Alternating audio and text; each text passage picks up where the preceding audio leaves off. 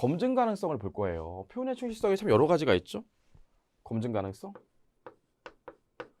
재밌는 게 뭐냐면 그렇게 단순하게 나오지 않으면서도 가끔씩은 목적 적합성 안에 뭐뭐 있는지, 신뢰성 안에 뭐뭐 있는지 나오기 때문에 암기하고 계셔야 돼요. 이걸 막 앞글자 따고 그런 건 좀 싫거든요. 이렇게 암기하셔야 돼요. 검증 가능성이 있는데, 검증 가능성은 뭐냐면 그냥 여러분 재밌는 얘기를 한번 해볼게요. 제가 옛날에 우리 파이낸셜이라는 곳이 있었어요. 우리 파이낸셜도 캐피탈 회사거든요. 그럼 기본적으로 캐피탈 회사들은 법적으로는 자동차를 리스하게 되면 자기 소유라고요. 그럼 당연히 자기 소유이기 때문에 자동차를 등록하면 자동차 취등록세 누가 내야 돼요? 캐피탈 회사가 내요. 물론 리스 이용자한테 받아서 내지만 참든 자기가 내긴 낸다고요. 제가 우리 파이낸셜 그 메가 건물을 했었는데 그때 이슈가 됐던 게 뭐냐면 이 자동차 리스 회사들, 캐피탈 회사들이 취등록세를 아끼고 싶은 거예요. 고객한테 받아서 내더라도. 그래서 어떻게 했냐면 서울에 등록하면 취등록세가 비싸. 근데 지방에 등록하면 취등록세가 싸다고요. 서울에서 쓰는 차인데 다 지방에 등록해 버렸어요. 진짜로. 그래서 취등록세를 좀 아꼈다고요. 그래서 서울시가 야 무슨 소리 하는 거야 지금. 너 지방에서 취등록세 낸 거 다 돌려주고 서울에 다시 내. 그리고 너 늦게 냈으니까 가산세도 내. 이런 식으로 얘기를 했다고요. 그때 캐피탈 회사가 뭐라고 그랬냐면 No 내가 왜 그랬다고요. 그래서 소송 붙었어요. 소송했는데 서울시가 졌다고요. 졌어요. 그 서울시가 너무 화가 나가지고 대법원까지 가서 져가지고 헌법소원 내고 막 그랬었거든요. 그런 상황에서 우리 파이낸셜을 팔아버리는 업무를 제가 맡았어요. 근데 저희만 맡은 게 아니라 우리나라의 회계법인이 4대 회계법인이 있거든요. 3일, 삼정, 안진, 한영. 제가 한영에서 일했었는데 그 당시에는 나머지 4개 법인도 다 그 일을 했었다고요. 그때 삼정, 아니 3일, 안진, 한영은 이게 어차피 대법원에서 졌는데 어떻게 이게 서울시가 이기겠냐. 그래서 요거 서울시에게 물어줄 돈 없다. 이렇게 재무제표 자료를 만들었었고요. 삼정의 법인은 아닌데 물어줄 돈 있는데 이렇게 잡았다고요. 그럼 누가 잘못한 걸까요? 이게 웃긴 게 더 웃긴 건 우리 파이낸셜은 본사가 수원에 있어갖고 서울시한테 소송도 안 걸려 있었다고요. 그럼 누가 잘못한 거예요? 삼정이 잘못했죠. 다른 회계법인들은 다 이런 사실관계 다 파악해서 내 물어줄 돈이 없다고 봤는데 삼정만 물어줄 돈이 있다고 본 거 아닙니까?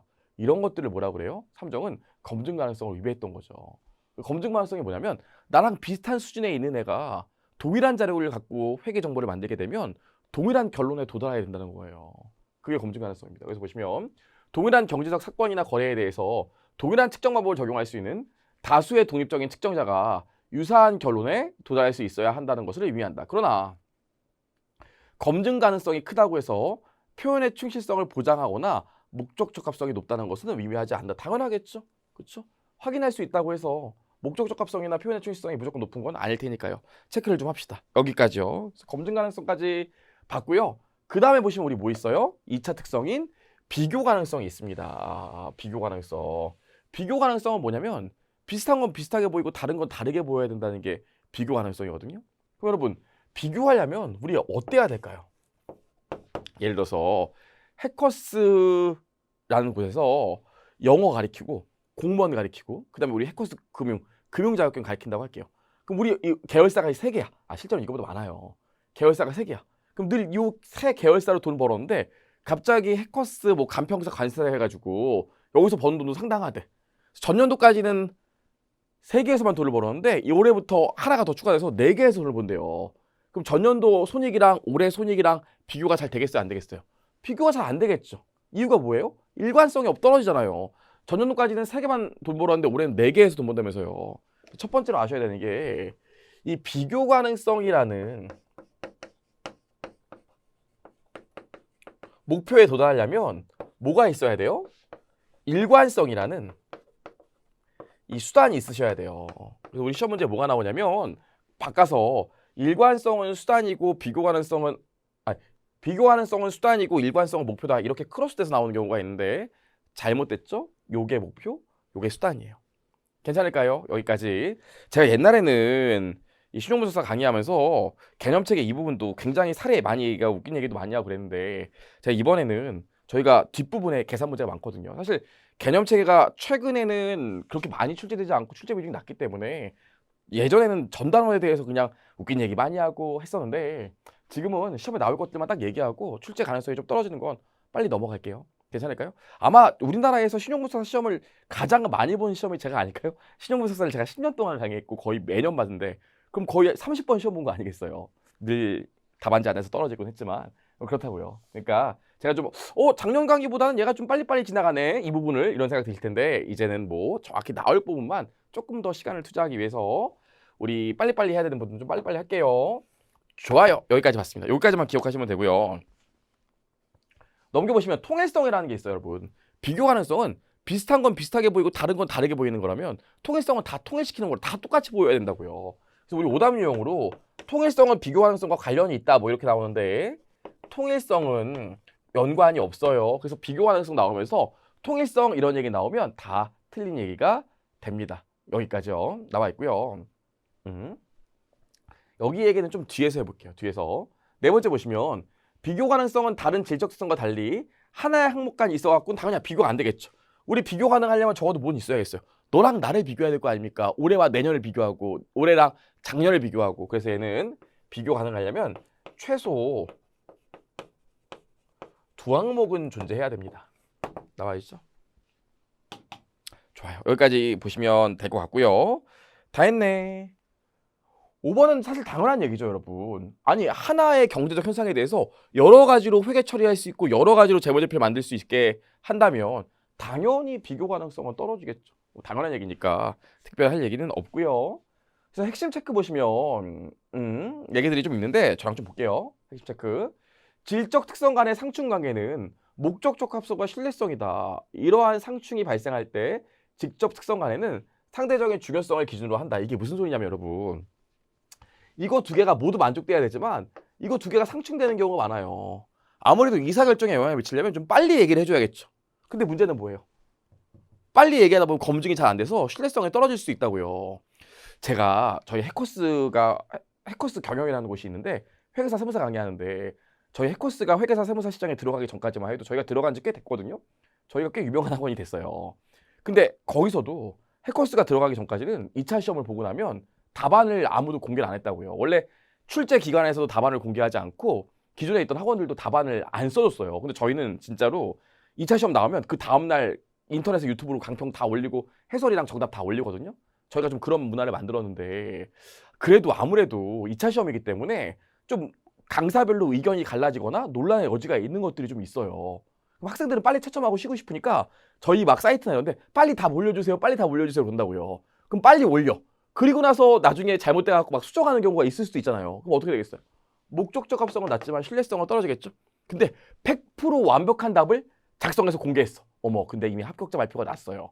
그럼 또 의미가 없을 거 아닙니까? 그래서 항상 요거 두 개가 상충된다 이런 생각 하시고요.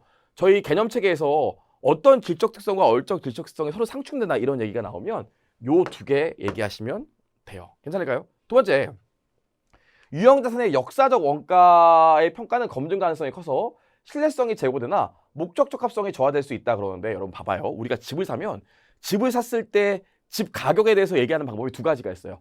제가 옛날에 집을 10억 주고 샀대요. 그럼 나 10억 주고 샀어 이렇게 얘기할 수 있겠죠. 이걸 뭐라고 그래요? 역사적 원가라고 합니다. 과거의 구입 가격이요. 근데 뭐가 있냐면 10억 주고 산 집이 지금 30억 됐대. 그냥 그렇다고 할게요. 30억 됐대. 그럼 지금 현재 집의 가격을 뭐라고 그러는지 아세요? 그거를 시장 가격, 더 품위 있게 얘기하면 공정가치라고 그래요. 그럼 지금 현재 시장 가격은 공정가치라고요. 그럼 내가 집값을 나 옛날에 샀을 때 가격, 역사적 원가, 옛날에 구입 가격인 10억 이렇게 얘기하면 옛날에 정말 제가 그 가격에 샀으니까 신뢰성은 있겠지. 하지만 어때요? 의사결정에 영향을 별로 못 미칠 거예요. 야, 지금 니네 집 30억짜리라며. 그런 얘기를 뭐하러 해. 과거의 얘기를 뭐하러 해. 30억짜리잖아. 의사결정에 영향 안 미치겠죠? 대신 야, 우리 집 지금 30억짜리야. 대박. 확실해? 아니야, 요즘 많이 떨어지고 있는 것 같던데. 신뢰성은 떨어지겠죠. 그래서 우리 이것도 많이 나와요. 역사적 원가에다 뭐라고 쓰나요? 신뢰성. 추가로 합시다. 공정가치. 공정가치에 뭐라고 써요? 목적적 합성. 이 두 개가 상충되는데 자산별로 신뢰성이 더 중요한 경우에는 역사적 원가를 평가하고요. 자산별로 목적적 합성이 더 중요한 경우에는 공정가치 평가해요. 괜찮을까요? 여기까지 봤고요. 보시면 시장성이 없는 유가증권은 역사적 원가 평가는 검증 가능성의 신뢰성이 제고되나 목적적 합성이 저하될 수 있다. 똑같은 얘기하고 있죠. 여기만 기억하시면 될 것 같아요. 이것도 좀 보시고. 좋아요. 네 번째 보시면 정보를 적시에 제공하기 위해 거래나 사건의 모든 내용이 확정되기 전에 보고하는 경우 목적 적합성은 향상되나 신뢰성이 저하될 수 있다. 이제는 뭐 얘기할 수 있겠죠? 무슨 말인지. 5번 보시면 기업 실체의 재무 상태에 중요한 영향을 미칠 것으로 예상되는 진행 중인 손해배상 소송에 대한 정보는 목적 적합할 수 있다. 그러나 소송 결과를 확실히 예측할 수 없는 상황에서 손해배상 청구액을 재무제표에 인식하는 것은 신뢰성이 저하된다. 말이 어려운데 내가 지금 소송에 걸려 있어. 소송에 지면 물어줘야 될 것 같아. 근데 내가 왠지 소송에 질 것 같은 가능성이 높아. 그래서 재무제표에 소송에서 질 것 같은 거에 대해서 미리 부채로 잡아놨대요. 그럼 이 경우에 어때요? 의사결정에 도움을 주는 목적 적합성은 높겠죠. 근데 나중에 기적적으로 소송을 이길 수도 있잖아요. 그러다 보니까 신뢰성은 아무래도 떨어지게 되겠죠. 괜찮을까요? 우리 시험 뭐가 나와요? 목적 적합성이랑 신뢰성을 바꿔서 내는 경우가 많아요, 순서를. 괜찮을까요? 아주 쉽게 얘기하면 지금 당장 빨리 얘기해 주는 걸 목적 적합성, 좀 늦더라도 정확한 숫자를 얘기해 주는 걸 신뢰성, 이렇게 생각하면 되지 않을까요? 좋아요. 자, 여기까지 봤습니다. 자, 여기까지 해서 우리 개념책에서 제일 중요한 질적 특성까지 봤어요. 와, 너무 어렵지 않죠? 그렇죠? 자, 여기까지 봤고요. 보시면 재앙 요인이라는 게 있어요. 그럼 여러분 모든 회계 정보가 더 좋을까요? 여러분 제가 신용분석사 무조건 합격시켜 드릴게요. 제가 계좌번호 여기 적어 드릴 테니까 20억만 보내주세요. 누가 하겠습니까? 1000만 원 부담 달라고 해도 안 하실 텐데. 우리 일반적으로 재무 정보가 가지는 특성 중에 질적 특성이 있어야 되지만 더 중요한 얘기가 있어요. 내가 이 정보를 얻었을 때 효익이 이 정보를 얻기 위해 들어가는 돈보다는 커야겠죠. 이게 진짜 감동실한데 옛날에 어떤 회계법인에서 부산에 있는 기업이 어떤 기업을 M&A 하고 싶다고 해서 그 M&A 업무를 하러 갔어요. 거기 가면은 M&A 업무하면 회계사 한 5명이서 거의 한 1년 가까이 일하는 경우도 많기 때문에 5억은 받아야 돼요. 근데 저희가 그걸 그때 10억을 받았거든요. 그 회계법인이. 10억을 받았는데 이게 10억을 주고 회계사가 한 10명이서 한 1년 동안 있고 그러니까 그 회사들도 궁금하다고요. 중간에 보고하는 일이 되게 많아요. 중간에 보고를 하는데 그 회사 사장님도 오셨는데 보고하는데 이런 내용이 나왔다는 거예요. 만약에 지금 이 회사와 합병하게 되면 시너지 효과가 5억 납니다. 그 발표하는 사람도 깜짝 놀랐어. 이랬다는 거예요. 그 얘기를 듣던 사장님도 그랬다는 거예요. 그 사장님이 잠깐만 아주 훌륭한 보고네요. 잠깐만요. 하고 김 과장 나오고 저기 김 이사도 나와 그러면서 밖에서 고성에 오고 갔다는 거죠. 왜 그랬겠어요? 아니 회계법인한테 10억 주는데 시너지 효과가 5억밖에 안 난대. 뭐하러 합병해요? 괜찮을까요? 그게 뭐예요? 재앙 요인 첫 번째, 효익과 비용 간의 균형입니다. 그래서 얘는 뭘 알고 계시면 돼? 정보에서 얻게 되는 효익이 정보에서 얻게 되는 원가보다 커야 된다. 이거 기억하시면 되고요. 두 번째로 재앙 요인이 뭐가 있냐면 중요성이에요. 중요성.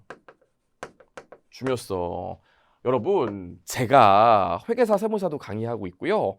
거기서도 10년 정도 강의했고 세무사 쪽에서는 제가 이제 거의 뭐 아주 유명해지고 있죠. 아주 유명해지고 있죠. 그렇죠? 근데 이게 대학교 때 수업을 듣거나 회계사 공부를 한 번 하셨던 분들이 이 신용분석사 강의를 들으면 저한테 이렇게 얘기해요.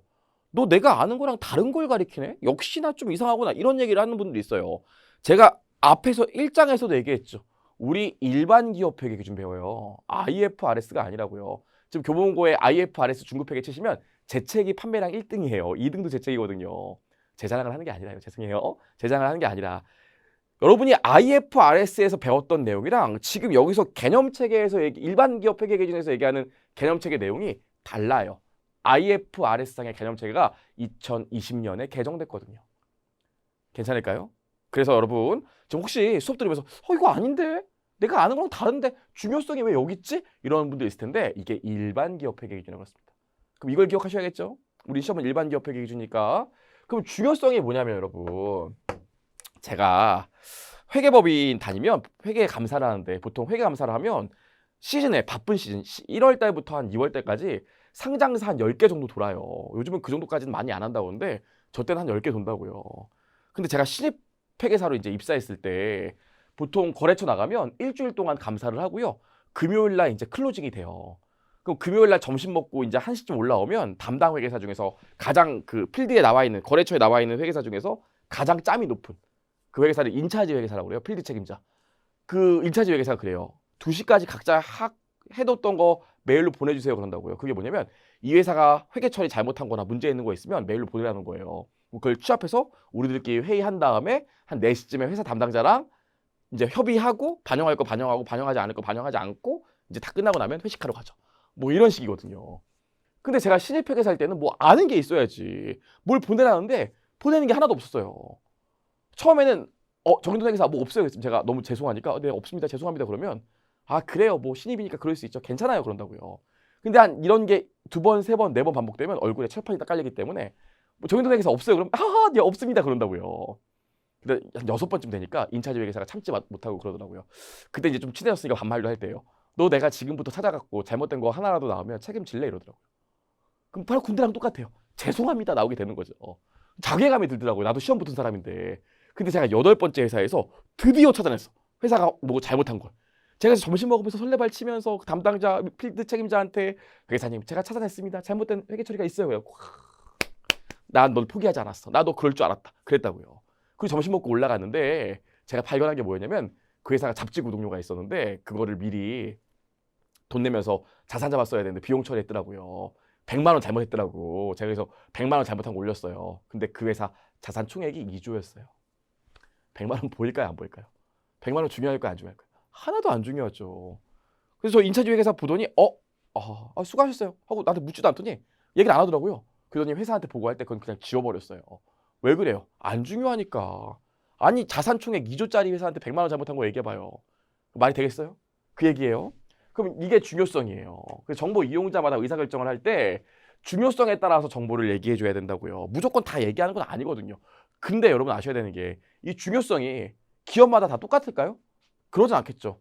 삼성전자가 중요하게 생각하는 금액이랑 해커스가 중요하게 생각하는 금액이랑 인간 정윤돈이 생각하는 금액이랑 중요한 금액이 다 다르겠죠. 중요성은 기업마다 다를 수 있다. 꼭 기억하셔야 돼요. 좋아요. 중요성까지 봤습니다. 여기까지 봤고요. 그래서 보시면 여기 중요한 얘기인데 중요성은 회계 항목이 정보로 제공되기 위한 최소한의 요건으로서 재무제표에 표시되는 항목에는 중요성이 고려되어야 한다. 그러므로 목적 적합성과 신뢰성을 갖춘 모든 항목이 반드시 재무제표에 표시되는 것은 아니다. 이게 맞다고요. 의사결정도 영웅을 미쳐. 그리고 금액도 신뢰성 있게 알 수 있어. 하지만 별로 안 중요해. 그러면 기재하지 않을 수도 있어요. 그래서 목적 적합성과 신뢰성을 모두 아우르는 질적 특성이 뭐냐? 그럼 뭐라고 그러셔야 돼요? 제한 요인이 뭐냐? 뭐라고 그러셔야 돼요? 중요성. 괜찮죠? 좋아요. 여기까지 얘기했습니다. 그럼 여기까지 하고 나면 우리가 재무제표를 만들어야 되는데 재무제표를 만들 때 기본적으로 꼭 지켜줘야 되는 가정에 대해서 개념책에서 얘기하고 있습니다. 자, 재무제표 만들 때 적어도 이거 3가지는 좀 생각하고 만들어줘야 돼. 그걸 뭐라고 그래? 재무제표의 기본 가정이라고 그러는데 첫 번째로 기업 실체예요. 기업 실체. 기업 실체는 법적 실체와 다르다고 나와 있는데 이게 표현의 충실성에서 얘기하는 경제적 실질이랑 비슷합니다. 여러분. 우리 나중에 배우겠지만 연결재무제표라는 게 있어요. 연결재무제표. 이 연결재무제표가 뭘까요? 봐봐요, 여러분. 여기 주 LG가 있어요. 그 밑에 LG전자가 있다고요. 근데 주 LG가 LG전자의 의결권 있는 주식의 한 60% 갖고 있다고 한번 가정해 볼게요. 그럼 이런 경우에 주 LG랑 LG전자는 법적으로 별개의 회사거든요. 법적으로 별개의 회사지만 실제로 주 LG가 LG전자의 주식의 60%를 초과해서 갖고 있기 때문에 주 LG전자는 LG전자의 말을 무조건 들어야 돼. 회사의 최고 의사 결정 기관이 주주총회인데 얘가 주주총회에서 손을 들면 주식을 60% 갖고 있기 때문에 무조건 주 LG 뜻에 따라야 된다니까요. 그럼 LG전자는 무조건 LG 뜻에 따라야 돼요. 괜찮을까요? 그럼 실제로 이런 경우에 이 회사 따로 재무제표 만드는 걸 별도 재무제표, 개별 재무제표라고 합니다. 근데 어차피 두 회사가 하나라고요. 그럼 하나의 실체 관점에서 재무제표 두 회사를 합쳐서 마치 하나의 회사친 것처럼 재무제표를 만드는 걸 뭐라고 그래요? 그걸 연결 재무제표라고 그래요. 우리가 결합회계에 가서 이 얘기를 계속 할 거죠. 그럼 연결 재무제표는 법적인 실체랑 관련이 없죠. 그렇죠? 기업 실체에 따라 따지는 거지. 기억하시면 될 것 같아요. 저도 사실 전에 아내랑 저랑 돈 관리를 따로 하거든요. 물론 아내는 이제 퇴사했지만 제가 아내 뭐 생활비나 써야 될 돈 이렇게 주고 제가 나머지는 제 사무실 운영비랑 해서 다 관리하거든요. 그렇죠? 하지만 저희가 또 완전 이건 아니고 뭐 필요하거나 궁금할 때 물어봐요. 그럼 얼마인지 가르쳐 준다고요. 서로 모아둔 돈이 얼마인지. 그럼 뭐라 그래요? 아, 우리 집안이 합쳐서 얼마 있구나 이렇게 얘기하잖아요. 그게 기업 실체. 괜찮을까요? 좋아요. 나와 있고요. 두 번째로 계속기업 가정이라는 게 있어요. 계속기업 가정이 뭐냐면 여러분, 우리가 적어도 재무제표를 만들 때는 어떤 재무제표를 만드냐면 12월 30일을 기준으로 적어도 1년 이상은 영업을 계속한다는 관점에서 재무제표 만들거든요. 봐봐요. 제가 차를 1억 주고 샀대요. 이런 거 뭐라 그랬어요? 과거의 구입 가격, 역사적 원가라고 그랬죠. 계속 장부에 역사적 원가로 구입해 놓은대요. 기록해 놓은대요. 차를 과거에 1억 주고 샀는데 그냥 이거 1억짜리야, 1억짜리 주고야, 1억 주고 샀어. 이런 얘기만 계속한대요. 왜 그런지 알아요? 당장 이 차를 팔 마음이 없고 계속 이 차를 타고 다닐 거니까 이 차가 지금 얼마짜리인지 관심이 없으니까 과거의 구입 가격으로 그냥 장부에 기록하는 거거든요. 근데 만약에 제가 망하게 생겼어요. 조만간 이민 가야 되는데 도망가야 될 것 같아. 망했어요. 그럼 어떻게 될까요? 이거 지금 차 팔면 얼마일까? 이거 차 팔아서 이 돈이라도 좀 회수해야 되지 않을까? 이런 생각할 거 아닙니까? 나중에 보겠지만 우리가 기본적으로 자산과 부채를 역사적 원가로 평가하거든요. 이유가 뭔지 아세요? 지금 당장 안 팔 거기 때문에 그래요. 상당 기간 영업을 계속할 거기 때문에 그렇습니다. 우리 회계원리 들으라고 하셨죠? 회계원리 안 듣고 수업을 들을 수가 없어요. 보고 오셔야 된다고 그랬어요. 우리 발생주의를 기반으로 하잖아요. 그럼 발생주의가 뭡니까? 지금 돈 안 받았어도 나중에 받을 거면 지금 미리 잡자는 거죠.